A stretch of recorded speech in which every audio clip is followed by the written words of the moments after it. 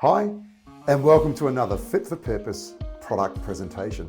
In this segment, we'll be talking about the ever popular pocket door system.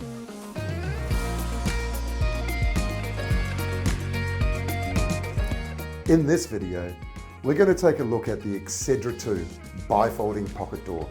Now, if you're not too sure what a pocket door is, we suggest you watch the video for our Salice Exedra2 pocket door, which gives you the rundown.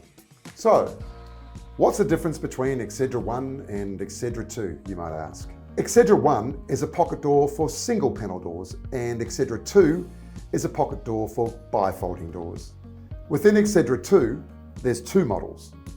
With the Smart model, when the door is back, you can see the edges of the panel.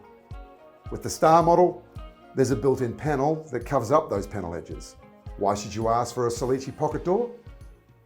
Well, Salice have been in the door hardware business since 1957 and have a name synonymous for quality and innovation. Exedra2 pocket doors can be opened and closed with an easy one-handed movement. Really fantastic when you're already holding something and need to open or close the door. Exedra2's opening and closing movement is super nice and smooth, and very little force is needed to open or close the doors.